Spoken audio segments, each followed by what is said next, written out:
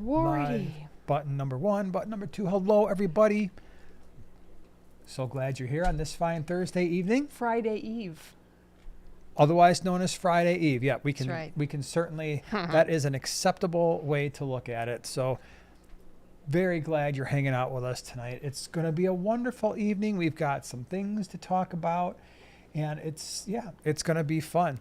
I had a rough day today, so if you're seeing this, all right, It looks worse there. It does look a lot worse. Look at that. It doesn't. I'm barely in see it pain. there. I'm not going to lie. I'm in pain. So Well, that serves you right for going out during a work day. I know. I When spent some some of us time. have to be working. Hey, I had to do some errands today. I just happened to be on the motorcycle, and that's what I get for I think it's only right. just hanging out. And then, yeah, so that's my story. So I'm just going to sit here and be in a little bit of pain. Again, thank you so much for being here. Well, ouch. Yeah, a little bit of ouch. A little bit. Not going to lie. We have a subject to talk about tonight that I thought would be pretty cool. Mm-hmm. I think it's very appropriate. We are going to be talking about how we acclimate fish and in different situations. So I'm looking forward to that, Green Shield. I'm glad you're finally catching a stream too. That's pretty awesome. Welcome. Very cool. So as always, before we get into our subject for tonight, I do want to say one thing. We will not be live next Thursday. So next Thursday, we're not going to be here. We aren't? Nope. Because we have plans on Thursday. Oh, So exciting. we will not be here next Thursday. I'll try to remind people of that knew? a little bit later. And yeah. So what do we got going on? This past Sunday in the land of videos, Eli did his first pretty much full video on his own. So if you haven't seen that, check it out, because actually there was a lot of really useful tips there. He talked about the things that he thinks about when he's cleaning fish tanks and how he goes about it. So that was on Sunday. And then also on Sunday on Container Joy, what did you do? Oh, you flipped. I was expecting the other one. What did I do? Oh, I had a couple of, I almost call them scapes. They're not scapes, they're outdoor. Two container arrangements. One that's going to be really versatile to switch up for any season coming up, and one that's just like a hack. It's just a weird container hack, because that's just my vibe. Yeah, very cool. And then let's see here. On Monday on the Tank Talk podcast, John and I talked about beginner fish, easy beginner fish, and we had very different lists. So he approached it in one way, I did in a different way, and we kind of just went through different fish tank sizes and talked about some nice options. And even if you're not a beginner, these are still what I think to be really cool fish. If you haven't checked that out, that was a fun conversation. Yesterday, what did you talk about on the small scape? Oh, that was an update. Kind of a sad, there's some sadness going on in the 22 gallon. I wanted to update you after 4 months.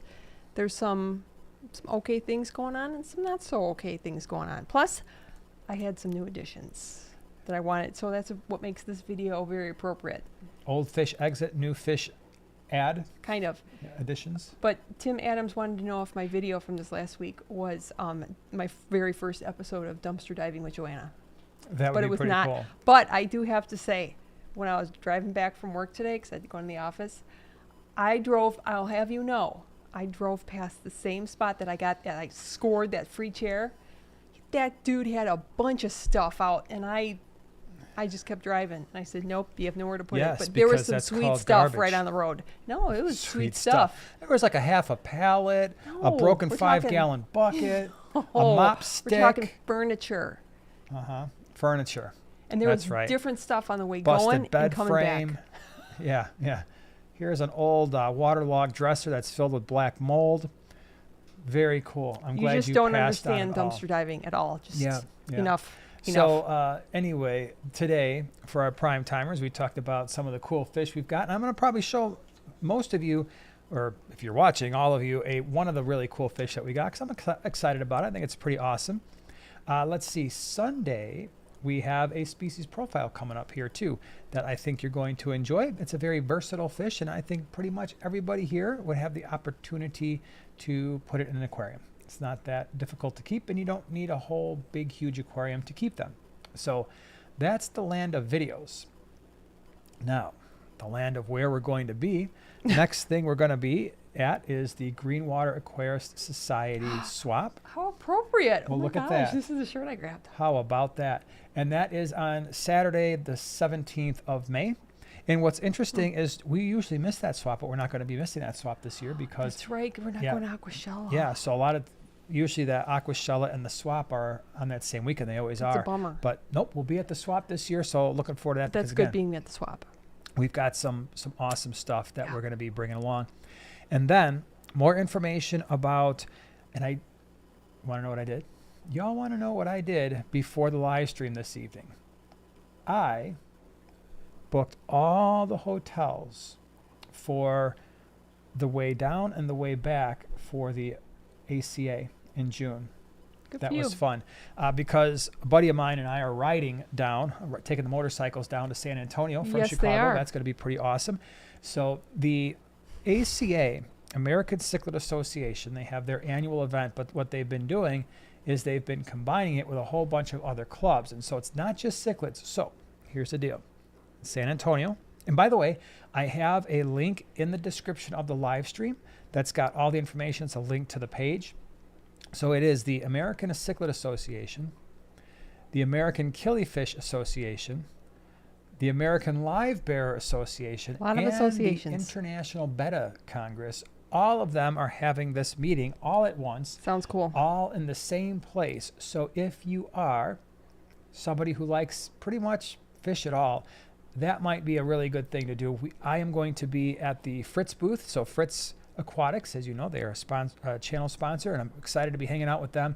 We're going to do a whole bunch of fun stuff. I've already been talking with them, and I am very confident that they will have some cool things planned for the booth. So if you have a chance to get down there, it might be worth it. I think it'll be fun. So that's the where we're going to be. Anything you'd like to add? Anything you'd like to say? Not before at we- this moment. Whatever. So today we're talking about how to acclimate fish. How do we minimize the stress of adding fish to an aquarium? So, and here's why this is important. Can I take you on the life of your typical tropical fish real fast? Some of you have heard this before, and I'll be quick. But the typical tropical fish, most of them, they're going to start their lives somewhere in, I don't know, South America, Indonesia, Vietnam, Singapore, so somewhere very far away. And they're going to get packed up, and they're going to be shipped to the United States, where there's going to be an importer there who, they have to go through inspections and all that stuff. They might be temporarily held there, and then a lot of times they go to a wholesaler, and then from the wholesaler to the pet store, and then from the pet store finally to your aquarium. And so, as you might imagine, that's a lot of travel. That's a lot of time being spent in a bag. That's a lot of time getting potentially used to new water parameters in a very temporary situation until they finally wind up at your house. So with all that in mind, fish go through a little bit of stress during that time. Now, what we're trying to do when we get them home is we're trying to minimize the stress that they incur, and at the same time, we're trying to protect the fish that we already have. How many of you just know what I'm going to say next? When you bring home a new fish, where are you putting the fish? Don't say it. This is for them. I want to know if anybody here has been paying attention to the channel for years. What are we doing with the new fish when we bring them home? Where do they go? I'm just waiting patiently in the chat. It's like office hours. Thank you, Zach. Thank you, Emma.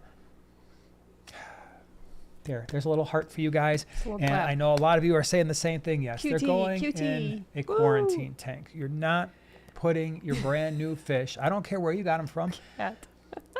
I don't care if you got them from me. I don't care if you got them from your favorite fish store, your best friend. Just How about the trust me. creek?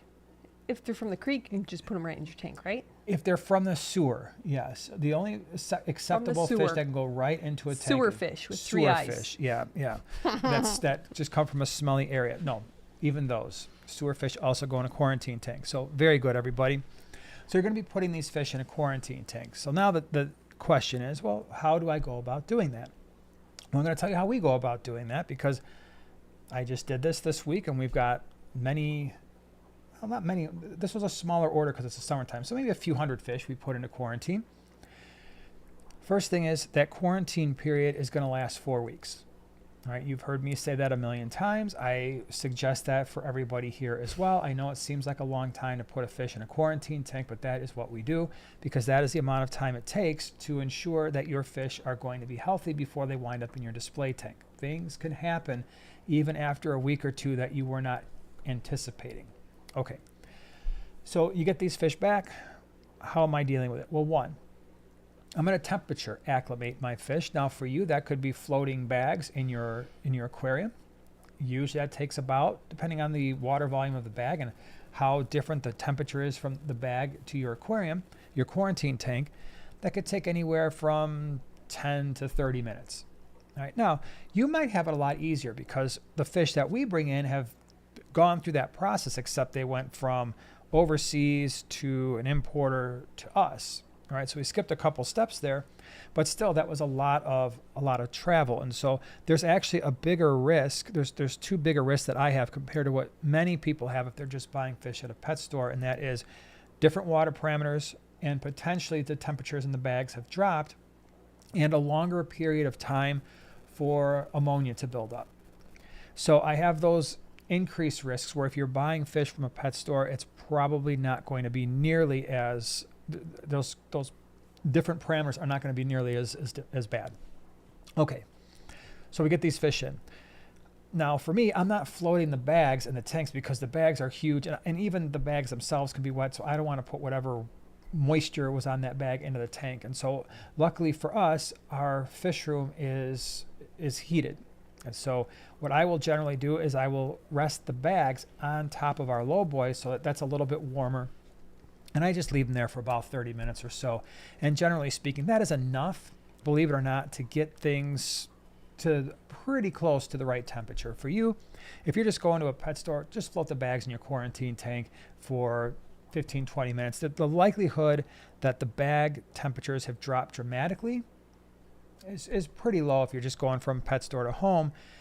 The other thing is, if it is the winter time, I would strongly consider bringing a cooler. If you know you're going to the pet store and you're going to be bringing stuff back, bring a cooler, right? Bring one of those insulated bags with you, like, the Aldi bags. We actually sell them at the swaps now. I think we showed them off a couple months ago. So bring that with you. That will reduce the likelihood that your fish are going to be cold. Mm-hmm.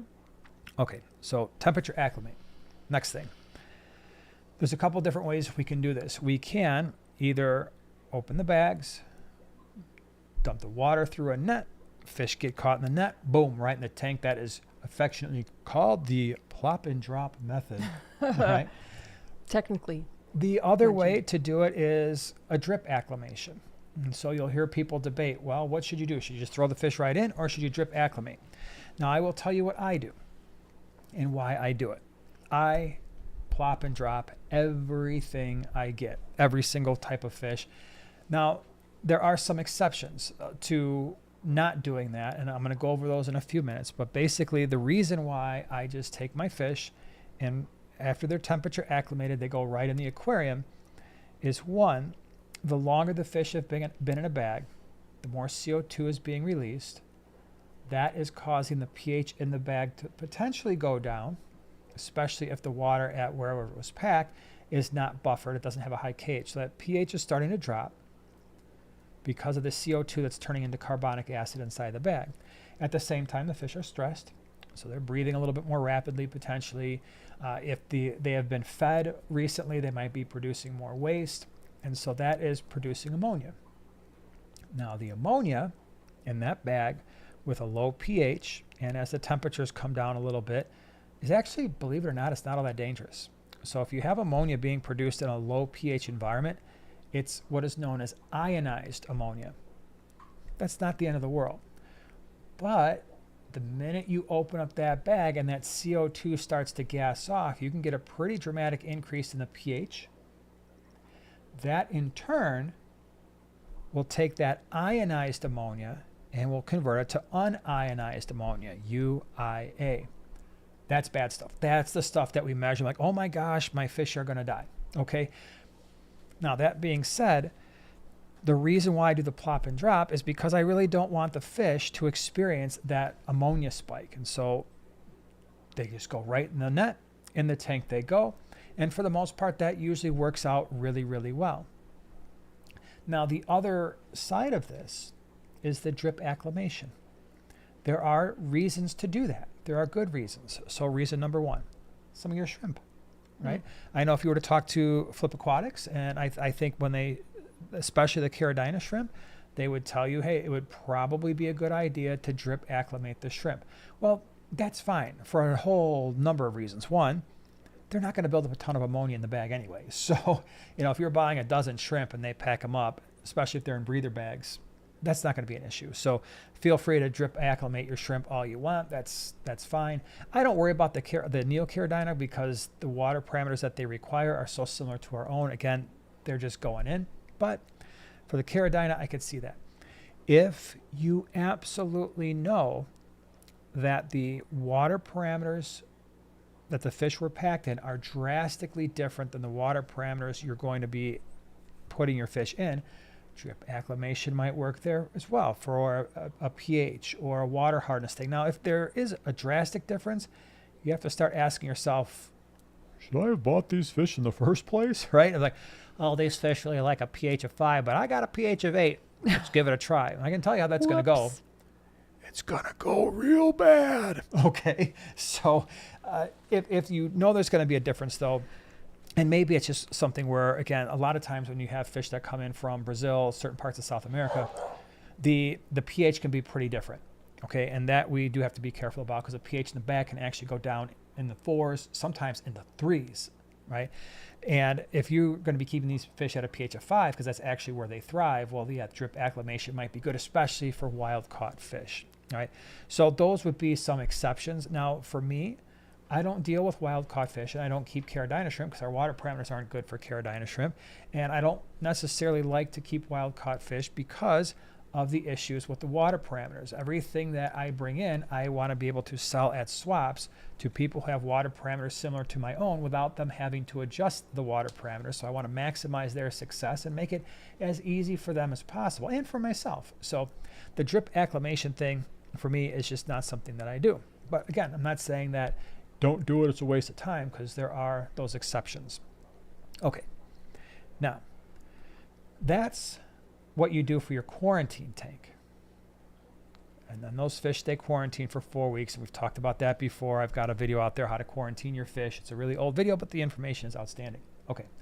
This is where you come in, because now, let's say we've gone past that 4 weeks, and now we want to introduce our quarantined fish into our new aquarium.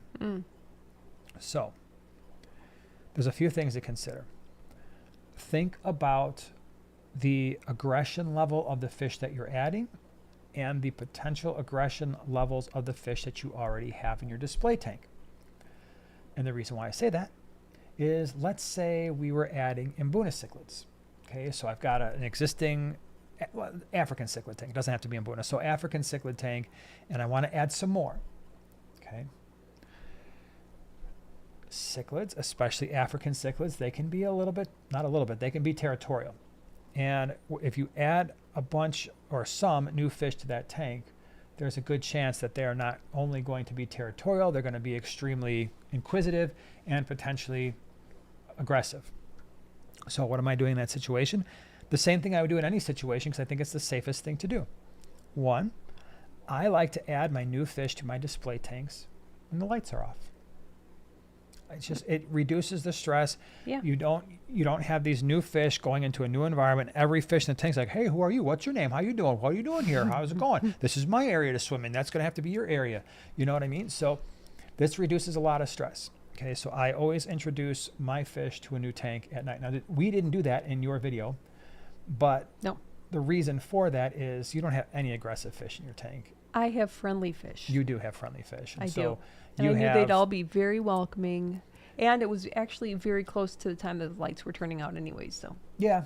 So, again, you had a bunch of rasboras in there. It's not like rasboras like, oh, I'm going to show them my teeth. Those CPDs could be mean. Yeah.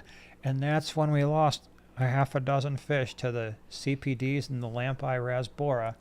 Turns out that they had really big teeth. Plus, the green neons are excellent at welcoming committees. They bake little cakes. They're just very friendly. Very, very great to have. I was unaware that green neons knew how to bake, but They that do. is, I should have put that in my species profile. I feel like a loser now because everybody needs to know that fun fact, and I failed you. I'm Those sorry. who know, know. Okay, so lights off. The next thing I'm doing, and especially with the more aggressive fish, is I want to be there if your lights are on a timer when the lights go on. Now, if you are somebody who turns those lights on and off on your own, leave them off for the night, right? And then come back whenever you're ready to feed the next morning. Lights go on, or you turn the lights on. I wait a few minutes, 5-10 minutes, let the fish wake up. At that point, they're like, hey, what's going on here? I don't remember these fish. And boom, now they're getting fed. So now they are eating. Hopefully your new fish are eating as well because they've been in quarantine for 4 weeks. They've already used to your food and they get all that. And so now all your fish have full stomachs. And I have found fish with full stomachs tend not to be as aggressive, right? Fish, when they get hangry, just like we do, we're a little bit short-tempered. If you ate a large cheese and sausage pizza or a big giant beef, or I don't know, pick your favorite meal, a big huge chocolate cake or a half a gallon of ice cream, most likely, or maybe you ate all those things, most likely the next thing you're going to probably not want to do is punch somebody in the face, right? Like, I just had a pizza. Gosh, I'm angry. No, Right. usually you're like, No, happy. I just need to lay here on the couch or sit here for a minute and digest my food. Your fish are going to do that too. So I definitely like to feed them. And then I keep an eye on them, right? That's the huge thing. You know, I don't care if you're adding peacock gudgeons to a 22 long with rasboras. If you're adding African cichlids, we want to make sure that we keep an eye on our fish and make sure we don't have any aggression issues. And here's another thing. A lot of people, when they quarantine, they think, okay, everything is 100% going to be fine, right? Because I've ensured that the fish that I just bought are not going to contaminate the fish that I already have with a disease, and that's the whole point.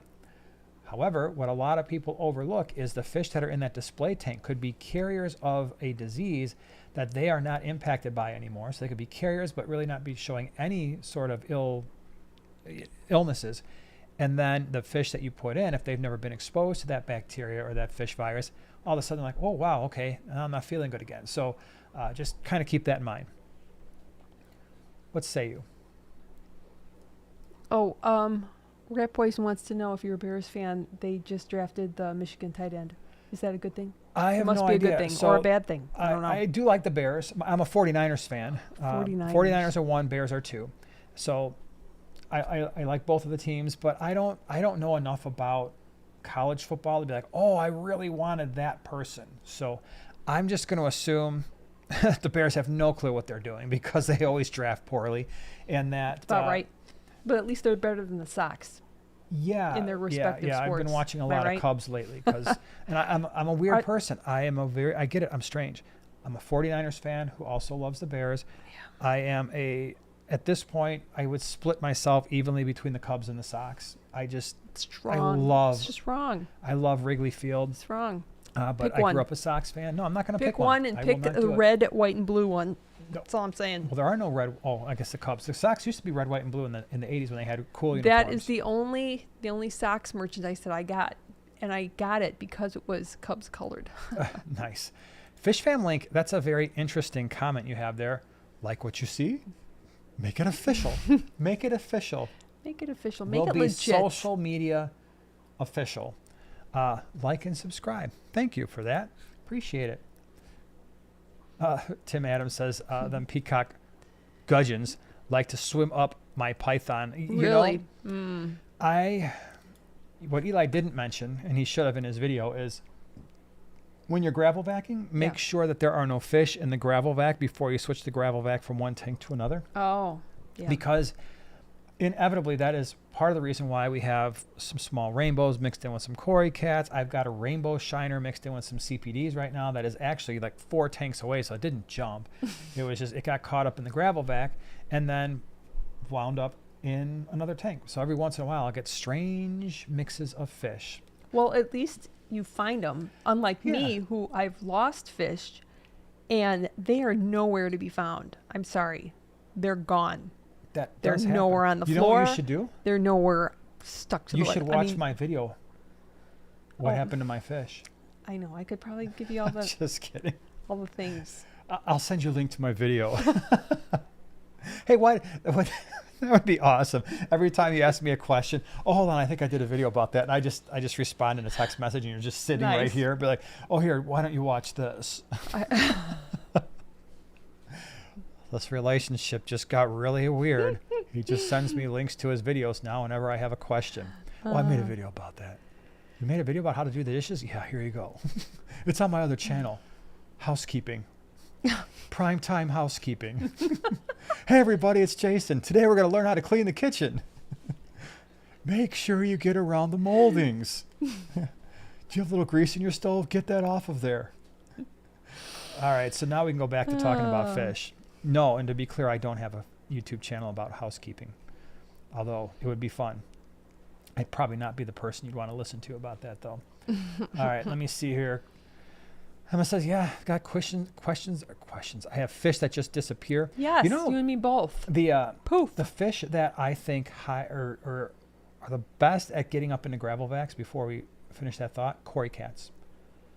I see Cory cats all over the fish room, and I know because he's sticking that thing in there, and they just like, oh wow, suction. Oh, this is sucky. Ooh-wee. Yeah, let's swim up there and then try to come back down. Oh, we can't. Guess we'll go to another aquarium. Ooh, these fish are really big. This is a big mistake. But usually they wind up in tanks with other Cory cats. Like, you look a little different, man. I got a stripe and you're all speckled. Freaks. Yeah, it's true. Yeah. So, okay, hold on. Let me, Andrew says, I have a 2.5 gallon tank with about 10 shrimp, 2 galaxy raspberries, and 3 green neons. Do I need heater in there, or will the neons do well without one? Yes. So the tetras would definitely like to have temperatures in the mid 70s if it's not already. The galaxy raspberries wouldn't mind that. The shrimp would be fine. The one thing you'll have to probably be a little careful about is that 2.5 gallons pretty small. We generally don't even put for CPDs. It's small. we generally don't put fish in a tank that small. The shrimp are fine, but you might even find with a tank that small, it makes it really easy for the green neons to find some food snacks in the form of your shrimp and potentially shrimp babies. Yeah. Plus, they have no exercise room. Yeah.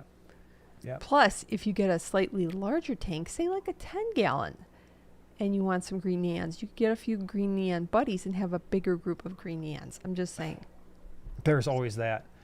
That's a good question, Zach. Does anyone quarantine plants?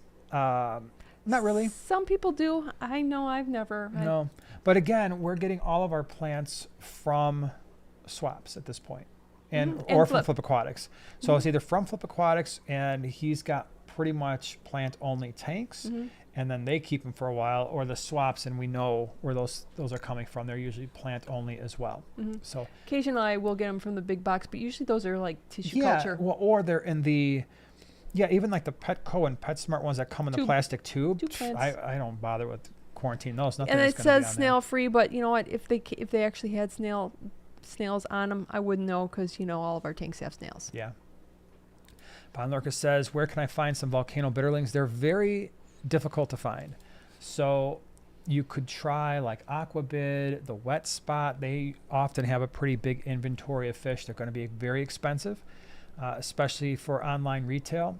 But that's the two places that I might look, and just Google search and see if anybody's got them for sale. But they're going to be a lot of money, unfortunately. I had to screenshot a lot of questions and comments earlier. Okay, so I didn't want to forget them. This was really funny. Emma Rose said, I totally just screenshotted that heart. I'm keeping it forever. When you did the little heart. Oh boy. I think she, that one? Never thought I'd see you do that, but just so you know. I know. I'm channeling my inner Gen Alpha, probably at this point. Hey, I do want to say thank you to Michelle for being a prime timer the last 11 months. We saw you on the bike before you got fried by the high school. Yeah, that's quite a possibility. Before you rode by the high school? Yeah. Yeah. Oh, or was it letting out when you... No, well, I could have been either on my bike this morning or I could have been on Luke's bike when he was going to practice Oh, this okay. afternoon. Okay. So, very cool.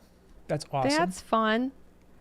Oh my gosh, one of my new favorite names here. Are you ready? Yeah.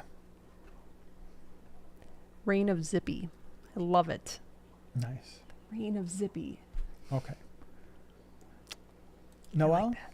says, hatched Hey, my Noel. first couple batches of baby brine shrimp with your DIY hatchery. Worked great. Cool. But I didn't rinse and just added the brine per your others' advice. So much established Java Fern said nope. So your Java Fern did not like the stuff right in the thing? Meaning... So your Java Fern didn't like the baby brine? No, the Java Fern maybe didn't like the salt.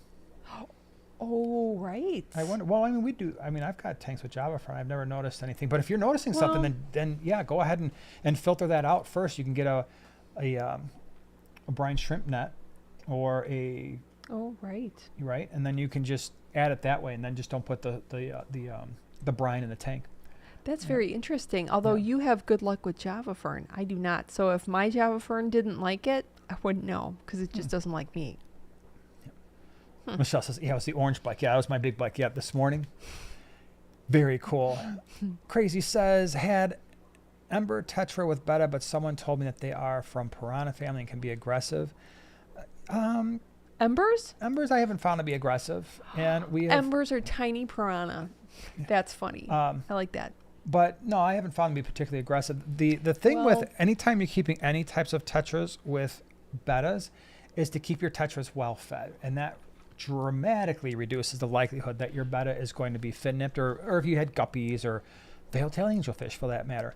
If you're worried at all about any type of fin nipping, the more well fed those tetras are, the more likely they are to leave long fins alone. But we did have a tank where the embers were getting a little stinkery with the bettas. But isn't that a funny thought? Because, you know, Yeah. like CPDs look like mini trout. Why can't Ember be little mini piranha? Could play like Jaws music and stuff like that. Sure. Orange piranha. Emma says, if I make it to the ACR, you bring in fish. On the No, bike. no, because we're gonna be on the motorcycles for. All the It's gonna all take the us fish with 2 low days to get goggles. from here to there, and then It's gonna be hot. yeah. Oh, and it's June, so no, unfortunately, I'm not bringing any fish down to the ACA. Just myself is. Bruce says, good source to buy large drilled tanks, 125 to 180 gallon. I think if you've got a local fish store, that's the place I would start. We have a couple here that are fairly large and that they sell drilled tanks. For that size, it's almost as easy to find a drilled tank that's ready for a, or overflow tank that's ready for a sump than it is just to find the regular ones. If you don't have a local fish store, you can go custom bought, but that's going to be considerably more expensive. Like you can go to Custom Aquariums. They're based in Wisconsin. There's another place that's based in Texas, and now for the life of me, I'm forgetting. Maybe somebody here can remember. But that's an avenue. But you're going to spend probably twice on those tanks what you would typically find at a local fish store. Oh, you had a really good question. Does ick live on or in dead fish? I mean, for as long as the cycle continues, I mean, it will feed off of that fish once the fish dies. If it was close to releasing anyway, then yeah, there's a potential there. But if a fish is dead and a fresh ick parasite attaches to that dead fish, is it going to be able to feed off of that? I don't think so. And therefore, I don't think it would be able to harbor new ick parasites. But there could be existing ick parasites that release from that fish if they have gone through their next They go growth free stage. flying and Yeah, then go find another sucker. Yep. Okay. Exactly. Okay, let's see here. Renee says, will pepper, Cory, catfish eat baby brine shrimp? They might, but I have found unless the Cory cats are more or less like newborns, it's not something that they typically really focus on. So I have found it's just easier to feed them sinking pellets and that kind of thing. Or if you've got full-grown peppercorn cats, even like blackworms, that would be something that they would enjoy. They probably wouldn't eat as much live baby brine as other fish would. Oink. Okay, everybody, time to get that Legolas Nerf kit out and hit that like button. Love it. All That's right. a great visual. I like that. Oink. Sure. Dennis, thoughts on adding a Jack Dempsey 8 inches to a 125 with a green severum and a gold severum 6 and it just depends. I mean, you've got a almost a full grown or pretty close to full grown Jack Dempsey, and the severums are pretty. They're getting pretty large too. So the tank size is not going to be an issue. The issue is going to be what happens, right? What do the severums do with the introduction of the Jack Dempsey? Does the Jack Dempsey after a couple days just decide to say, okay, this is my tank? You can try it. I would, if it's something you want to try. It's not like some crazy thought. So why don't you give it a try? Keep an eye on the situation, and then if it's not working, you're going to know that pretty quick and have to move some things around. Probably get that Jack Dempsey out of there. But yeah, it's certainly worth a try. You says, in your opinion, do you prefer to ramp up and ramp down the lights or on off the lights? I'm asking, I've noticed behavior difference. So that's a great question. When I have that ability to ramp them up and down, I do that, but I don't do it for an extended period of time. So like the Fluval 3.0s, these aqua illumination lights, if you just let them do the default, it's like they gradually do this almost like in a very unrealistic manner where it takes hours for them to finally get up to their peak. And then as soon as they get to the peak, they start to ramp down again. I don't do that. So when these lights come on in the morning, they come on at 6:30. Basically what I do is I set all the percentages to 0 until 6:20. And then from 6:20 to 6:30, they ramp up. So it's only a 10-minute ramp up. And then they're at whatever their percentages that they're supposed to be at. And then in the morning time, when they're supposed to shut off at 9:30, it's a ramp down from 9:30 to 9:40. And I think that for the most part is good. I mean, you could do it for a half hour. That's no big deal either. But yeah, I do like that. All of the tanks on the other side, with the exception of I got one AI blade on one of the 125s, the rest of them, they just pop on, pop off. Now, what's a little interesting, I suppose, is I actually have in the fish room, I have I have 4 timers running on that side. And so even though I set them all to, let's say again in the morning, to come on at 6:30, well, they're all off by a couple of minutes. So the first one that comes on, those fish are like, whoa, dude, what just happened? But in a sense, the rest of the fish room is like, oh, it got a little brighter in here, but it's not like total illumination. So except for that one area of the fish room that just those, whatever that is, 2, 4, probably 8 tanks that come on first, the rest of them, they start to see more and more lights come on in the fish room. And it's the same thing with the ramp down, just in reverse order. That's a good question. But yeah, ramp up, ramp down for a short period of time. I would prefer that if my lights have the ability to do that.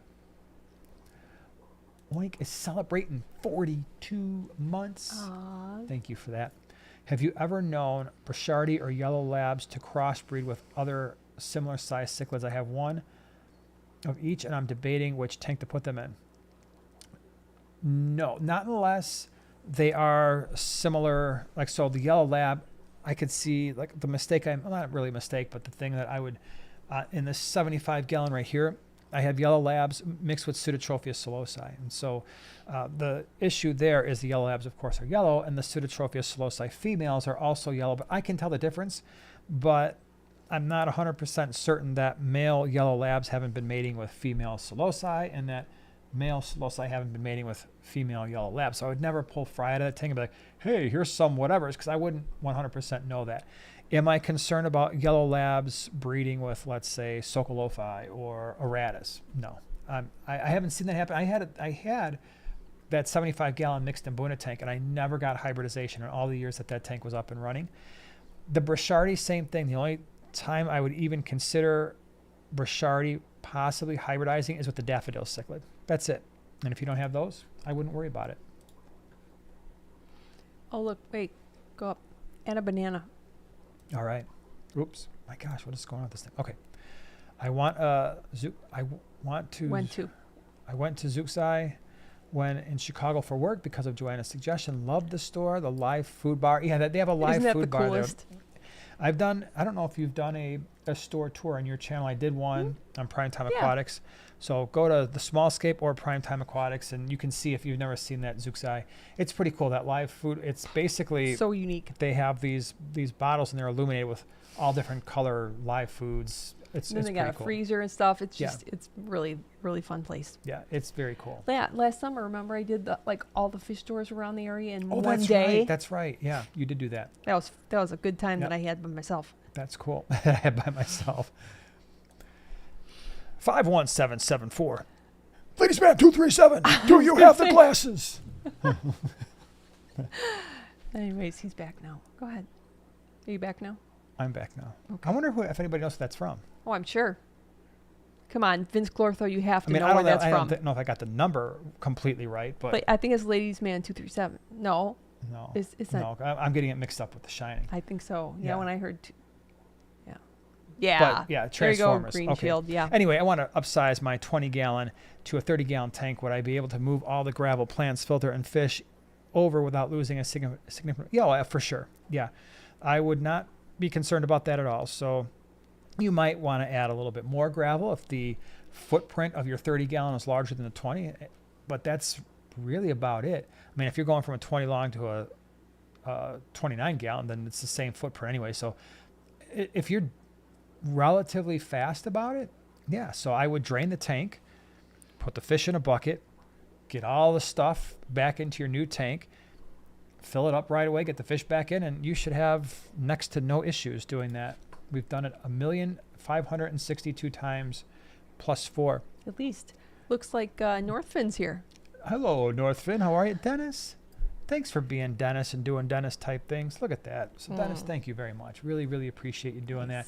You just made 5 people hopefully a whole lot happier in life, because now they're prime timers. So that's awesome. Thank you for that. Really. Okay. See, did I? Fish Fam link has a typo. But that's awesome, Fish Fam. Thank you, Oh. Dennis, for gifting 0 memberships. Oh, Fish Fam, you. That's funny. Hold on a second here. Okay. Yeah. No, thank you for that. Ooh, very good. Roy says, what centerpiece fish do you recommend for a 75-gallon planted tank? You have got some options there. Yeah. Centerpiece, huh? Let's see. Planted tank, though. We got to be a little careful with the plants. Yeah. I had a really good one come to my mind. Ivanacara erokita. That is a great fish. Sure. The Ivanacara, yeah, really, really cool. Pearl gouramis, if you don't want a cichlid, that would be pretty awesome. Let's see, what else could we do here? What else do we want to do? Centerpiece, right? Something, I'm trying to think of different stuff. Right? Yeah, me let's too. Go different. Me too. So it depends on where the plants are located. You could do geophagus, because geophagus, they don't dig obsessively. They might dig around a rock a little bit, but it's not like they're going to be like, hey, let me tear up all the plants and tear your tank apart like an Oscar would or something like that. So that would be a viable option. Angelfish would be a viable option. Sure. Discus would be discus in a 75 mil. Let's go angelfish, not discus. What else do we want to do that is plant safe centerpiece? Well, for like on the smaller side, you could do mouth brooders. Oh, the Egyptian mouth brooder, yeah, absolutely. Or the Nichols. So pretty. We've got a group of Nichols mouth brooders, and that's 75 gallons. I tried to get those in for this coming swap, and they didn't come in. That was very, very sad. Yeah, you could definitely do the Empire Gudgeon. Again, if you want to stay on the smaller side, that would be an interesting fish. For right? sure. Yeah. So, Northfin, thank you very much. Glad that you're here. Thanks for making 10 people. Thank you. Prime timers, really appreciate that. Thanks for doing that. Hope all is well with you guys. Yeah. All right, so let me scroll. I'm scrolling because, let's see here. Emma, thanks for nothing, Fish Fam. That's too fun. Yeah, Tim says the Svenai would be great. We still have 2 of them. So I brought a bunch to swaps, and then we thought we had gotten all of them out, but there's 2 little guys. I'll have to see if I want to try to add one to the 125 back here, because that we don't have one in that What tank. were we talking about? The Geophagus, the Oh. Spheni. We'll see. I don't know. Or I might just bring them. Ash says, what about blood parrot cichlids? So the blood parrots can be a little bit active, and I would be slightly concerned about, not that they go out of their way to dig, but I think they might do some potential just rambunctious damage to plants. Keyhole cichlid, absolutely. Curviceps would be another one that you would possibly consider. I think those would be good. Oh, that's interesting. I got a Kenii Mbuna cross with an albino eye biter. Absolutely beautiful. Yeah, that's cool. That is really cool. Yeah, the one place where I did get a lot of hybridization is peacock cichlids. They don't care. They are, unlike Mbuna that are semi-choosy, the peacocks are like, you're a tan or silver fish. You must be a female. I am full of color. Let us have babies. So that can be pretty exciting. Good question. What do you do when you have way, way, way too many fry? That all depends on the fry. So thankfully, we've got the swaps. But if I've got fish that are guppies or the multis, if they start breeding too much, which can happen. With the multis, the way I slow them down is I don't replace shells that are dissolving, and so they are going to reproduce as long as they've got homes. If they don't have homes, they can't keep reproducing as much, so I will do that. For guppies, sometimes I will add in a fish that would appreciate a high protein diet, and that might be something like a dwarf gourami or even a smaller type of cichlid, which, by the way, back to that 75 gallon, now you got your pistos, you got your rams, you got your crebensis. We always talk about those as well. But we always talk about them. Yeah. So you could potentially put a fish somewhere, not necessarily in that tank, but a fish that would appreciate some fry. A lot of your medium-sized cichlids will appreciate some food like that. That's why I didn't mind having the Chaka Chaka cat, Chuck, because he only ate live fish. And unfortunately, when we get way too many guppies or even multis, be like, here you go. And then a day later, there'd be 10 less fry in that tank that he was in. So it's kind of sometimes what we do. Or you can separate males and females if it's something that you're seeing. Okay, let me see here. Anna says, Northfin kelp wafers were the lifesavers of my otos. They were not eating much at all until I started using the wafers. Now they are chunky. That's very cool. Yeah, we feed those. Those Northfin wafers are good for, you'd be surprised at how many fish eat those. A lot of people think, it's a wafer. It's a kelp wafer, so plant-based. It's good for plecos and otos, and that's true. But, oh my gosh, tetras, a lot of your loaches, cory cats will absolutely go crazy. They'll form the little cory cat tornado around those things. I've had shorts on the channel that have shown cardinal tetras going crazy for them, coolie loaches going out of their mind. I mean, shrimp, you would be surprised how many fish will eat those algae wafers. The rainbow shiners, I throw them in there for the plecos. Yeah. And the big pleco, I've got 2 in that 40 gallon where the rainbow shiners went through quarantine. And, I gave one to each and they're munching on them. And the rainbow shiners are down kind of like close to the sand. And so they're eating it from the edges. So it's like a big party. And you can tell the pleco's annoyed, but he's like, oh, it's all right. I've got the most surface area here. So it's good. I've got the most. I wonder if that's how fish, when they're competing for the algae wafer or the kelp wafer in this case, if that's how they judge their success, by how much surface area they've called their own. Maybe.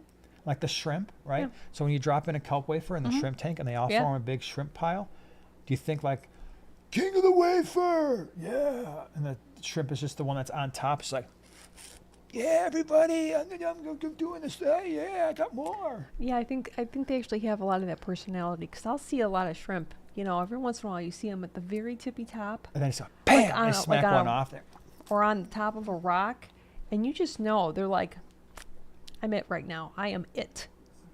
They're it, They have that look. Or the and pygmy their little cories. tiny eyes. Pygmy cories like swimming around this, right on top of the rock and looking my around rock. and be like, yeah, my I know rock. this rock is 400 times bigger than me, but I'm king of the rock right now. That's right. Yep. They don't know in their tiny little brains. Just let them think that. They're happy. You know, it's simple stuff. Oh, can I show one of the fish that we got in? What are those two doing? Speaking of them. Huh. You know, I don't That's know. just one of them. Oh, that's weird. Anyway, can I show it? You guys want to see? So I showed these to the prime timers today. I'm just kind of excited about them because I remember seeing them a while back, and I really, really wanted them.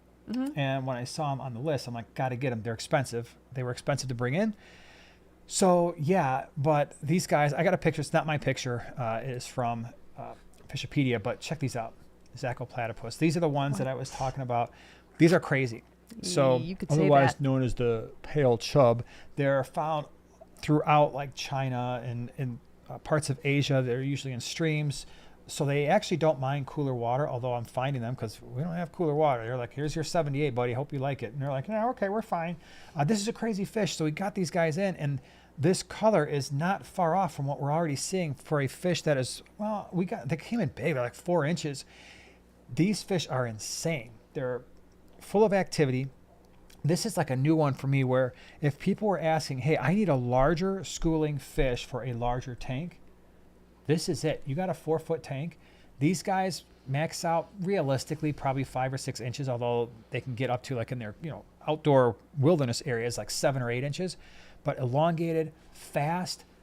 And this thing is crazy Pretty because shimmery. they jump like you would not believe. So I've got them in a tank that's got a relatively tight fitting, or 2 tanks with a pretty tight fitting lids. And at least at first, they weren't used to people walking by the tank and all of a sudden hear pow, pow, pow, pow, pow, pow, pow, pow, pow, pow. I'm like, they're hitting the lids. So I actually had to take a beaker, it's like a plastic beaker I've got laying around in the fish room, and I stuck it over the one little hole in the one tank. But then in the second tank that they're quarantined in, it's got like a little, there's just a patch in the back where the glass doesn't cover. Would you believe the tank that's on the back side, so they're kind of butted up back to back? I got 2 of them in there. So they must have jumped out of the little hole in the back and then landed in the tank behind them. Goofballs. I haven't lost a single one. So I covered them all up, and now they're less skittish because now they see me, I think, and like, oh, you're the food guy. And these dudes, they're, I would say, almost even more aggressive than barbs when it comes to eating. Really? Wow. I'll show you tonight. They are the easiest Crazy? fish. They remind me of the tilapia. Like in terms Oh. of they will literally, you put it in the tank, they will eat it. So I'm like, oh, here, because I always start them out. I'm like, okay, I don't know what they're going to do. Here's some Bug Pro. Because the Northfin Bug Pro, I tell people all the time, if you're having any issues with prepared foods, the Bug Pro is the thing. I checked it in there, and they're like, "Pow, pow, pow, pow, pow, pow," and like gone. I'm like, okay, well, let's put in the Northfin cichlid pellets. Pow, pow, pow, gone. So these things are really, really cool. I don't have a ton of them, but they will wind up as long as they make it through quarantine. Again, they've only been here for about a week, and that swap isn't until the 17th of May. But to make it through quarantine, I'll hopefully have about 20 or so that I can bring, because I'm keeping a group back for myself. They're going in the top 125. They're going to be awesome. But I wanted to show them off because I think they're cool. Roy Baker wants to know, do bumblebee catfish need to be in groups? Yeah, I would keep them in groups for sure. I But anyway, want them. hope you think that fish is cool. I want them. It's been a long time since I've seen the pale chub, as they like to call it. But very cool fish. Okay, let me see here. I got to scroll back around. Luminen, thank you so much for becoming a prime timer. I really appreciate it. Too many caudal electric blue acar, and angels. Those caudal I would not be so quick to start feeding those off somewhere else, because usually those can be sold, traded into pet stores. They are a highly desirable fish. So electric blue acar, yeah, you're going to have problems moving those, because once they get going, a lot of people, they start breeding. It's like, oh, that was cute, they had a spawn. Oh, that was cute, they had a spawn. Oh, that was, oh my gosh, what am I going to do with 150 electric blue acar? What am I doing to do with 200, 250? So yeah, those might be a little bit tougher to move if it was 10 years ago and everybody's like, oh my gosh, electric blue acar, I'll give you $40 for one. But now a little harder. And then the angels, it just depends. If they're something unusual, They can be, but the nice thing is with the angels, just separate the males and females and just be done with that situation.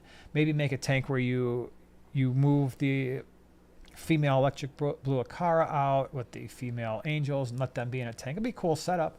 And then you don't have to worry so much about any aggression between the angels because they're females, and for the most part, they will tolerate one another. But the caudopunks, I would start looking for, even if you're comfortable bagging fish and selling them online, which is always an option for any of the fish, that might be something good to do. Yeah, Tim, you're right. The ballast sharks love the wafers. Yeah, tinfoil barbs will eat those things pretty much whole. All my larger cichlids, Sure. my vieja, they eat the stuff. You put those the kelp wafers in there and boom, they never see the ground. Boom. Oink wants to know, did Chuck actually move to eat, or did he have a built-in live fish vaporizer? So funny you mention that, Oink, because actually, no, I never saw him. I never even saw him move, much as less eat. But all I know is fish would go in and they would be missing. Mm-hmm. But that particular fish would secrete a poison. Oh, he that, did? Yeah, that would I like him interfere with the even fish's less. ability to get away. Yeah, Chuck was awesome. He was such a cool fish. I don't like Chuck. Didn't bother anybody. I mean, but his didn't mouth bother wasn't as anybody. wide as his face, so he could Yeah. actually eat fish that were Mm. almost as large as he was. So he had to be a little bit careful there. All right, hold Oh, on. that's right. Wait, who was it? When you were gabbing in the beginning, who was? I'm totally drawing a blank. Whose bottom of the tank cracked? Oh, that's not cool. Like a big tank, like their oldest tank. Doubly not cool. Who was it? Somebody let me know. Chris says, I'm getting ready to get a 125. What should I put in it? I want something really colorful. I don't want really small fish, maybe something medium sized.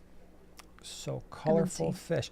Well, again, in my humble opinion, you cannot beat an Mbuna tank. An African cichlid Mbuna tank, it's going to give you the most color. It's going to give you a ton of activity. And it's easy to set up. You just get some sand, you get a whole mess load of rocks, and you can knock yourself out. With a 125, you could pack that thing probably with 35 to 40 Mbuna cichlids, and you'd have crazy colors. You could do red zebras, which are actually a really pretty orange. You could do yellow labs, which are yellow. Obviously, Pseudotropheus acei. Those are blue with a yellow tail. Those are gorgeous fish. You could do rusty cichlids, which are like almost, if you go with a lighter substrate, they become like a purplish brown. I believe they are really pretty. Sokolophi have a really pretty blue. Let's see here. The albino, like the Grishaki, which would be really cool. It's got a white with a yellow tails. There's so many options. If you want color, you're not going to beat that. That is by far the most colorful tank you can have, and active, and just so much fun to watch and feed. Oh no, Vince Clortho says my wife accidentally threw a coffee mug through my first 55 gallon. Psst, it's a bad day right there. Well, your professional opinion?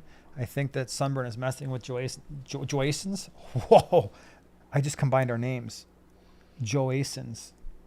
Oh no, that doesn't work. That doesn't work at all. Wow, No. where did that even come from?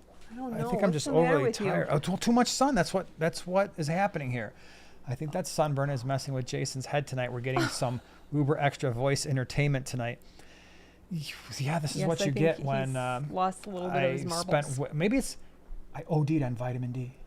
That's Did you what get happened. too much vitamin Yeah, D? my body's like, vitamin D, look at that, boom. And when you have too much, it makes your brain do dumb things. Mm-hmm. Yep. It's not good. Oh, I just did a. Oops, you did it again? Wait a second. I just lost my train of thought here. I did. Hold on, Audrey, I could do this. You need to create a fish cartoon with you doing the voices.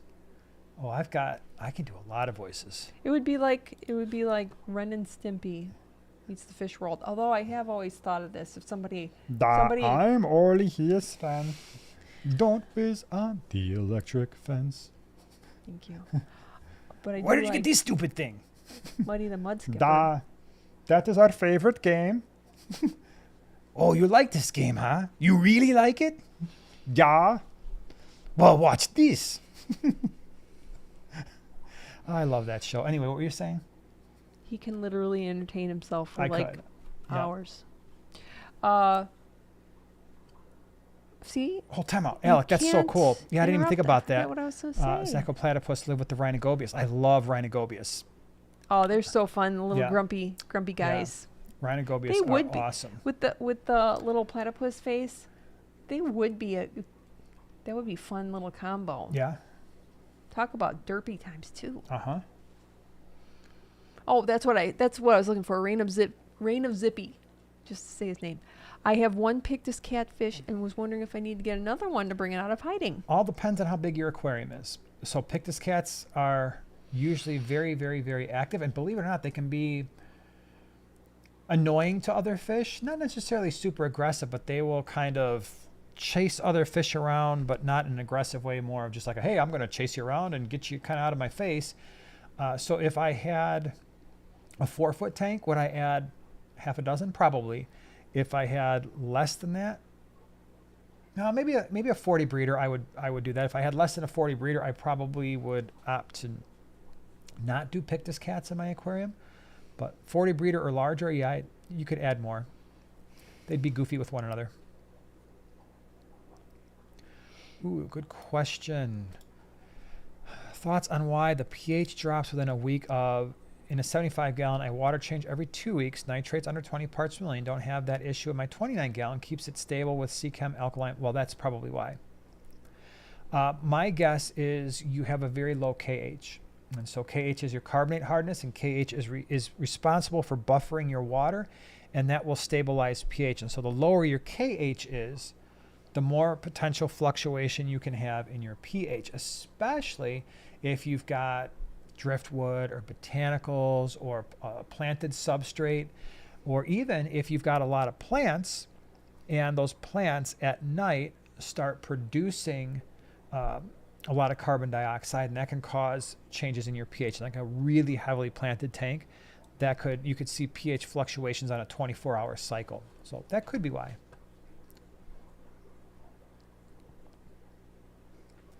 Let me see here. Yeah, I couldn't let any of my fish eat the caudopunks. They are seriously awesome fish. Yeah, well, not only that, but once you start breeding cichlids, especially the African cichlids, the fry are really smart, and they are not so easily hunted down. So getting a larger fish to eat the smaller or any kind of cichlid fry can be problematic. So. And the Hillstream load should be okay at 78, right? Because normally they're cooler water. Yeah, they'll do okay. It's not ideal, but people keep them that warm. Mm-hmm. Yeah, so anyways, it was M&C Aquatics that the bottom of the stinks, tank man. cracked, like lost all of his plants and like all but just a sorry few that fish, happened. I think. Can you imagine your most established tank? Oh, Yeah, that's not cool. that's so sad. 49 Gamer says, how can I lower the hardness of our well water without major chemicals? Well, actually, the only way you can really lower the hardness of your well water is to run it through an RO system. So if you run it, that's the best way to do it for fish keeping. I mean, you could run it through a water softener, but that's not always the best thing to do when keeping fish. So you'd want to get an RO unit, and then the RO unit you could do one of two things with that. One, you could, let's say, take your aquarium and fill it with a certain percentage of RO water, and then also just add tap water, which is your well water. Or you could run all of your tank water through RO, but then you'd have to remineralize. No matter what, if you start running RO, you need to make those changes very, very, very slowly, because you don't want to shock your fish with much softer water. So usually, and I don't know how hard that well water is, but I mean, it's not uncommon to see 15, 20 degrees hardness on your GH and KH. If you wanted to cut that, let's say, in half, well, eventually you'd have to get to a 50-50 split, right? 50% RO to 50% well water. But I wouldn't just do that starting day one. I might do, hey, I'm going to do a water change, and I'm going to do, of the water I change, so maybe you're doing a 50% water change every week, let's say, or 25. Let's make it more realistic. 25% water change every week. If I drain that tank 25%, it's going to get a little confusing, but about 80% of what I refill would be well water, and the other 20% of what I refill would be RO. And I would keep doing that until I get to a point where I'm measuring that GH and KH, and I'm at that desirable level. But that might take a couple of months to get it to that point. And that's what you want. You don't want to do it fast. Karen says, I've got 2 hill streams at 78. They're doing fine. Yeah. I wouldn't expect, it's not like they're just going to be like, oh my gosh, I'm out. Oh, garage gills. This is cool. Setting up a 60-gallon cube, thinking of pearl gouramis, candy cane. Perfect. Love it. So candy canes, and lemons. lemon Tetris. If you like that shape, the candy cane lemon Tetris shape, you've got the red cherry Tetra, a little bit harder to find, a little bit more expensive, but that would be a really nice, they kind of look like larger ember Tetras, only with a deeper orange. So that would certainly be one to consider. What else would be a really nice, the rummy nose Rasbora would give you some really pretty blue and orange. Again, something that's a little different than the colors you're looking at now. The brilliant green Rasbora would give you some green and red, so that would be interesting. You could do something really like just out of the box cool, and like some glass cats. I think that would be 8, 10 of those in a 60-gallon cube. That would be pretty cool. Yeah. What about checkerboard cichlids? Sure. Oh, in a 60-gallon cube, yeah, the dichrosis checkerboard cichlids would be really nice. That might be kind of fun. Yep. Or even the nanochromis would be pretty interesting. But I'd go splendens. I don't know if I'd go transvestitis. I'd go splendens with that. Yeah, I group. can see that. I can see that. That'd be awesome. Very cool. Hold on a second here. Oh, Anna says, I have a 75-gallon with cardinal tetras, harlequin rasboras, rummy nose tetras, cories. I also have a few neurites, amanos, and bamboo shrimp. Would German rams be a threat? Yes. So, general rule of thumb that I follow, I don't trust cichlids around invertebrates, especially shrimp. So I am very confident that those German blue rams, once they get to full-grown size, are going to do some damage to your shrimp. They might leave the neurites alone, but I just don't trust cichlids. Now, that being said, I have had, especially the dwarf cichlids like apistos, I had similis, shell dwellers. Somehow meaning Eli, we talked about this earlier, there used to be a 20-gallon, we had our mystery snail breeding tank right above our similis breeding tank, and so he must have gone in there, didn't realize there were a couple mystery snails still in the gravel vac, went directly below and started draining that tank. But when he did that, he released 2 gold mystery snails in that similis tank, but they were already kind of large. They lived their whole lives in that tank, and the similis left them alone, remarkably. And those mystery snails were huge, and they never touched them. Yeah. Completely crazy. I would have thought that they would have gotten picked off, but I don't trust cichlids around invertebrates.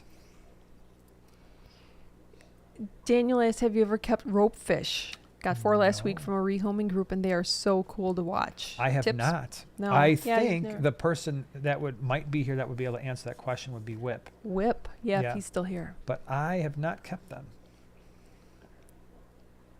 Okay, let me see here.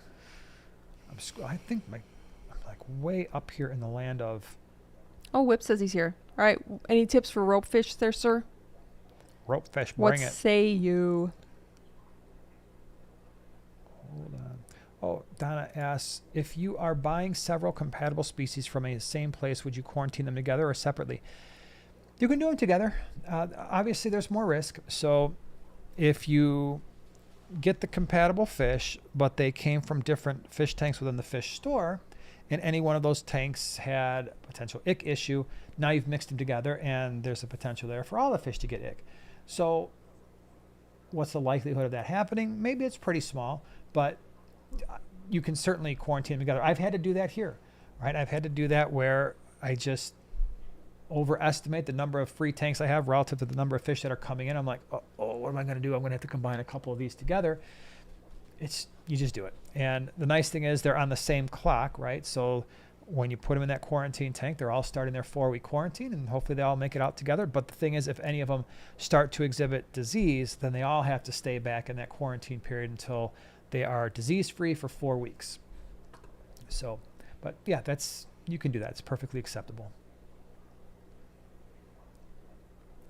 All right, let me see here. Scrolling around. Jay Santa. No, I think it was Joe Asen. That's what we said. That's what I says. So I says, You need to forget that one. I can't Never forget happened. it. It's in my brain. Never happened.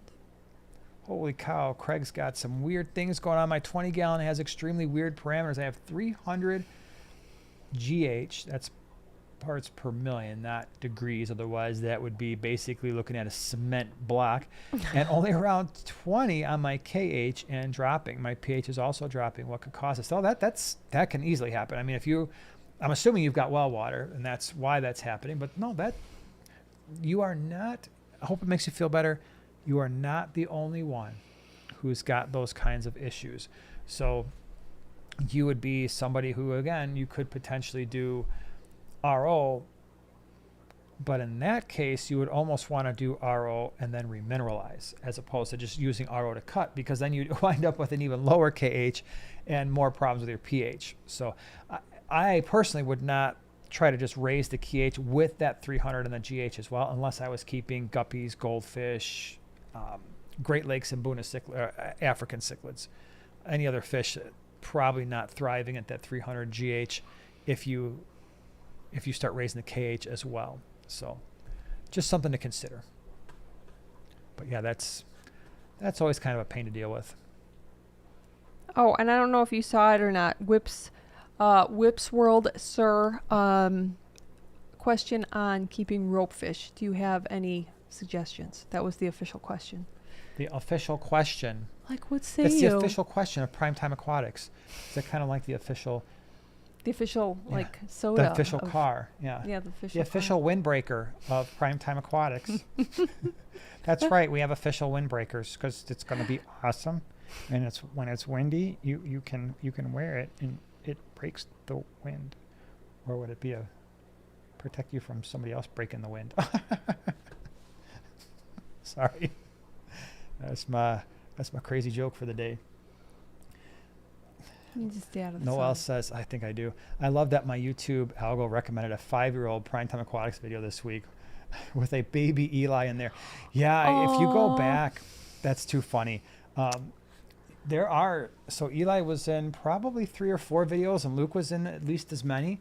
And I've left, I think on purpose, when I'll go back sometimes and go through our old catalog, and I haven't done it in a long time, but I used to go back and be like, okay, this video hasn't gotten any views in a while. I'm just going to unclutter the channel.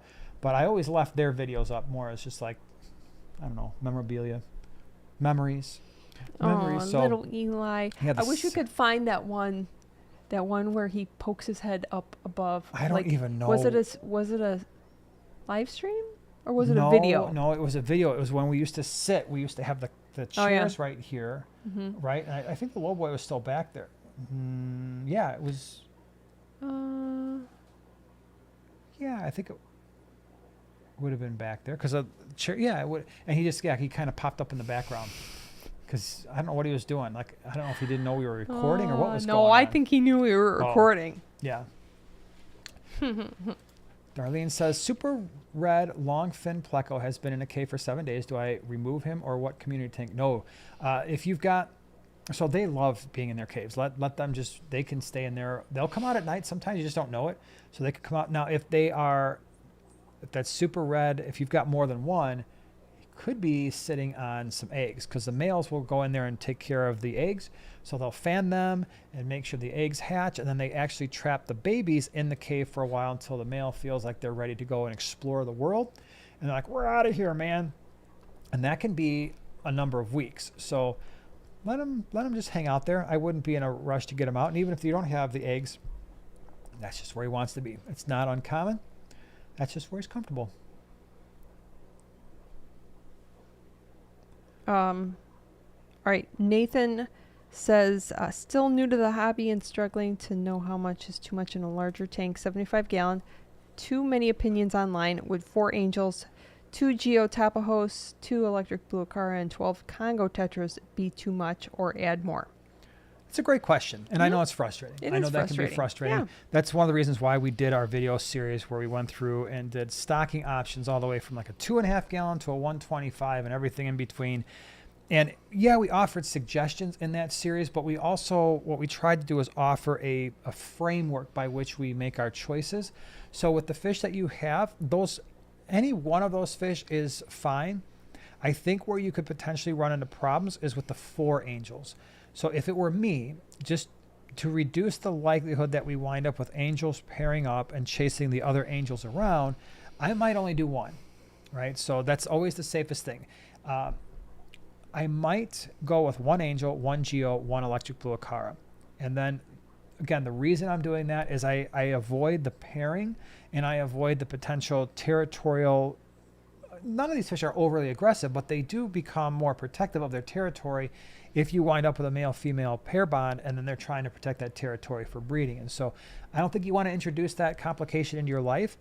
An angel, a geo, and an electric blue acara usually get along just fine. If anything's not going to get along, it's probably going to be the geo and the electric blue acara. But in a 75-gallon, especially if you have rocks and wood and maybe you want to plant it up, you're probably going to be just fine. The Congo tetras is a great choice. I love that choice. 12 is perfectly fine. But if you want to do an angel, a geo, and electric blue acara, the 12 Congos, and then you've still got space. You've still got space in there. Not for any more cichlids. I wouldn't go that route. But if you wanted to do some cory cats, or you want to do a couple bristlenose plecos, or you wanted to add another smaller, medium-sized schooling fish, like the size of a silver-tip tetra, like that size. It doesn't have to be silver-tip tetras, but around a medium-sized tetra, you could certainly do that, or snakeskin barbs, or something like that. But yeah, you're on the right track for sure.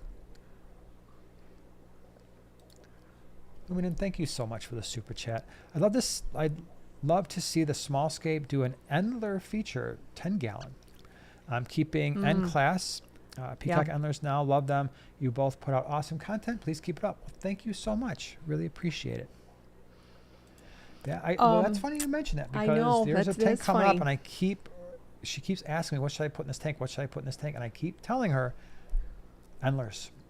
Well, it's a possibility, but is that the theme tank? I've got a very specific theme tank. No, they can't go in that one, that specific one. But like I have had Endlers on the brain, and I think that started popping up when I as soon as I did the like my bucket list, like all the fish that were on Flip's website, where I'm like, oh, that's cool. I think ever since then it just got like stuck in my brain. So I wouldn't be surprised. I'm trying to actually work out how I'm going to be doing some of my funky little scapes for specific reasons. I have to escape that funky tank. Never mind. Is a squeeze from a dirty sponge, filter sponge and some guppy grass from my established tank enough beneficial bacteria to seed a temporary 5 to 10 gallon quarantine tank with a new hang-on back filter for 4 weeks? Depends on how many fish you got in that quarantine tank. So one of the things I love to do with the quarantine tanks is I like to have an extra sponge filter in one of my display tanks. Or if the sponge is in a hang-on back, then I might take that sponge out of my existing tank, just the sponge part. If you've got, or filter floss, and stick it in a new hang-on back filter in my quarantine tank, and then you're good. That's how I would roll with that. All right, and Whip did answer what his answer for ropefish is that he's never kept ropefish. I know you can keep them in groups, but they need space. They get pretty big, not huge, but big. They're pretty chill, but probably will eat fish that fit in their mouth.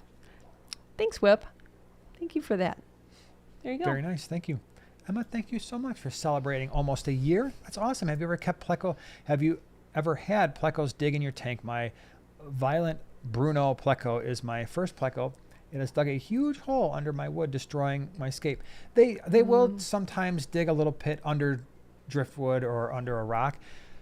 Usually I try to put those terracotta watering stakes in any tank that I know I'm going to have plecos, and I'll kind of hide it behind some of my scape. So that's something that you could do if you want them to stop digging, is go on Amazon, get their terracotta watering stakes, and their purpose in real life is they go in dirt, and you can take a wine bottle filled with water, put it upside down, it will water plants while you're away. we have found in the fish keeping hobby that these make awesome pleco breeding caves or just pleco homes. And so a lot of times in a scape, I will bury it behind driftwood and then they just hang out there instead of burrowing under the hardscape. So it might be worth a try. Noelle says, loving having endlers in my mud guppy tank and seeing what types pop up. I currently have a bright turquoise and purple hybrid with the endler markings. Gorgeous. Oh, I could imagine. Yeah, Bright that's turquoise. cool. Sign me up. Yep. That is awesome. Tim, thank you very much for the super chat. Waiting on some Thrichthys aureus. Do they do well in groups? Starting up a 80-gallon lowboy. P.S. That sunburn may be sun poisoning. That's probably what it is. That would explain a lot. And then he just passed out in the middle of the live stream. Yeah, they do well in groups. I had Thrichthys maculopennis that was very similar to the aureus. They're just slightly different color, basically the same size. And I always had them in groups. I had them in a group in a 33 long. I moved them to a 75 gallon. Then they eventually moved to the 125. They just kind of got moved around the fish room a lot. Never had an issue keeping those in groups. They're really pretty fish.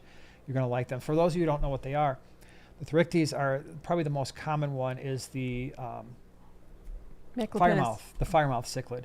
So the Thrichthys aureus and then the maculopennis are a less, I wouldn't say, yeah, they're less aggressive, a little smaller than the firemouth cichlid. Not that the firemouths are overly aggressive, they just kind of look weird because they stick out their gills and show off those red gill plates. But these other fish don't do that as much.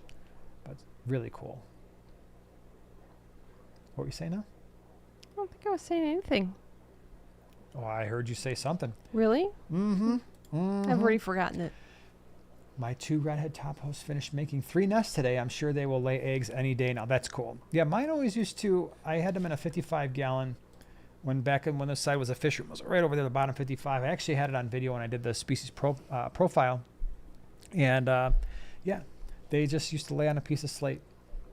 And they did that pretty regularly. So I got a lot of fry from them. JP, you're right. Boomers, May 8th. I hear you. That's right. It's going to be awesome. Around the corner. Yep. I am looking forward to Schaumburg Boomers. Schaumburg Boomers are a minor league team in our area. We pretty much go to all their games. So we're huge fans. See, right there. Oh my gosh, Boomers. Yeah. We're crazy like that. It's a good time. Good organization. Okay, yeah. Darlene's, I don't know why this thing keeps doing that. There is definitely babies in the cave. I have 50 white cloud minnows, 9 albino cories, and 5 super reds in there. Will they eat the babies? Cory cats won't. Will the white clouds, man, they're really small. I doubt it. I don't think they will. I mean, but the pleco babies are also going to be very, very small. And pleco babies are kind of stupid, which is probably why Dad keeps them in the cave a while. Like, Dad, we want out. We're bored. It's dark in here. We want to go eat. And Dad's like, you guys are small and you're dumb. I know what you're going to do. You're going to get out of the cave. You're going to swim to the top of the tank. You're going to sit on the glass. And then you're going to get eaten. And whose fault is that going to be? Mine. And then your mother's going to yell at me for not keeping the cave a lot longer. You're going to stay in the cave. Dad, this is horrible. I'm so bored. This is just the worst ever. Shut your mouth. Stay in the cave. I'm out of here. Okay. Help me. Help me. I'm being digested. I told you that was going to happen. I got to take care of my other 52 babies now. Y'all see what happens when you don't listen to your dad? Yeah, Dad, we're sorry. Mm-hmm. And that's what happens. You know, I feel really bad for anybody who tunes in right at that point. And that's when they unsub. Yeah. And that's why we have negative subscribers on every live stream. Because they do stuff like that. Well, that's understandable. I would unsub me too if I was me. I'm going to go and unsub myself. As long as you understand. Yeah, I do. Tim, yes. It does explain a lot. Tony B, thank you so much for being a prime timer almost a year. Never really understood the difference between guppies and endlers. I can see that. So they're both live bears. They're very Obviously, similar. endlers are a lot smaller, and they've got anatomical differences that I am not well versed on. But they are different. Mm-hmm. Endlers are like mini guppies. Yeah. And I know, your live. Oh man, could you imagine? Them my there's live fine bear words. people be like, can you imagine? He did not just say endlers are like small guppies. Do you know what Primetime said? Yeah. It's gonna be all over. Breaking news. He said Endlers are small guppies. Guy's an idiot. Unsubscribe for that and his dumb voice. Fish nerd. What's up, dude? How's it going? Hey, Carlos. Tim says, can I sub twice? That's my favorite part of the show. I mean, you could try. I don't know if that works. I don't know, man. I think on that note, we should probably call it a night. What do you think? Right? I mean, for all your safety. Yeah, for all of our safety, because now you're going to have a dream and for about, my sanity. You're going to have a dream that there's a big giant pleco that's keeping you in your room and won't let you leave. And he's the pleco. Yeah. Tell everybody your dream. Oh, okay. You're going to love this. Dream My first before thing we was go. like, you have to tell everybody. So last night, this happens to me periodically, but not very often. Last night I had a dream that I lived in a house. It was our house, but it was like a different house than where we currently live. And in the living room, it started out as there was like these dogs, but they were in caves.